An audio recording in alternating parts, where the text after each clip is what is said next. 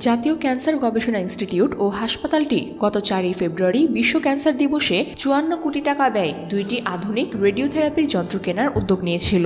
এর মধ্যে 27 কোটি টাকায় কেনা একটি রেডিওথেরাপি যন্ত্র উদ্বোধন করা হয়, তবে প্রায় 3 সপ্তাহ পেরিয়ে গেলেও সেটি এখনও সচল করা সম্ভব হয়নি। অপর 37 কোটি টাকায় কেনা আরেকটি যন্ত্র স্থাপন করা হলেও সেটি এখনও চালু হয়নি। ফলে দেশের একমাত্র বিশেষায়িত সরকারি ক্যান্সার হাসপাতালটির রেডিওথেরাপি গত 2 মাস ধরে বন্ধ রয়েছে।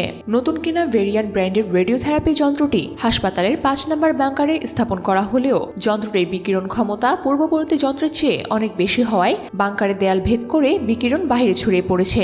এ কারণে অমানবিক শক্তি কমিশনের প্রতিবেদন অনুযায়ী যন্ত্রটি ব্যবহার করা সম্ভব হয়নি। এর ফলে কর্মী, রোগী ও স্বজনদের স্বাস্থ্য ঝুঁকি সৃষ্টি হচ্ছে। বিশেষজ্ঞরা বাংকারের দেয়ালে আরও 2 ফুট পুরো করে তারপর যন্ত্রটি চালু করার জন্য পরামর্শ দিয়েছেন। তবে এ প্রক্রিয়াটি কিছুটা সময় সাপেক্ষ, তাই এটি কবে চালু করা হবে তার কোনো নিশ্চয়তা নেই। দ্বিতীয় যন্ত্রটি 37 কোটি টাকায় কেনা হয়েছে, ইলেকট্রা নির্মিত। এটি স্থাপন করা হলেও প্রযুক্তিগত সমস্যার কারণে চলমান রাখা সম্ভব হয়নি। দুটি যন্ত্রের মধ্যে দামের পার্থক্য প্রায় 10 কোটি টাকা এবং এজন্য হাসপাতাল কর্তৃপক্ষ ও কেন্দ্রীয় ওষুধাগারের মধ্যে পার্থক্য রয়েছে। হাসপাতালের ভারপ্রাপ্ত পরিচালক ডাক্তার জাহাঙ্গীর কবির জানিয়েছেন, নতুন যন্ত্রগুলো চালু হলে দেশের ক্যান্সার চিকিৎসায় বড় ধরনের পরিবর্তন আসবে। তবে এখন পর্যন্ত রোগী পরিষেবা সচল করা সম্ভব হয়নি। এর আগে হাসপাতালের 6টি রেডিওথেরাপি যন্ত্রের মধ্যে 4টি বিকল হয়ে পড়ে এবং বাকি 2টি যন্ত্রের একটি 22 ও 23 ডিসেম্বর থেকে বন্ধ হয়ে যায়। এই কারণে হাজার হাজার ক্যান্সারের রোগী চিকিৎসা সেবা থেকে বঞ্চিত হচ্ছেন।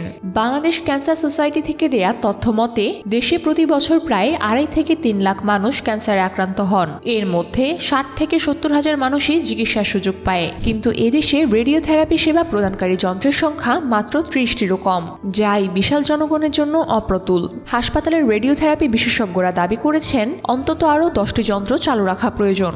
এছাড়া ক্যান্সার চিকিৎসার জন্য বিদেশে যাওয়ার খরচ অনেক বেশি, তাই রোগীরা দেশে এই সেবা পেতে চান। তবুও রেডিওথেরাপি সেবা চালু করতে সংশ্লিষ্ট কর্তৃপক্ষের ব্যর্থতা রোগীদের জন্য একটি বড় বাধা হয়ে দাঁড়িয়েছে।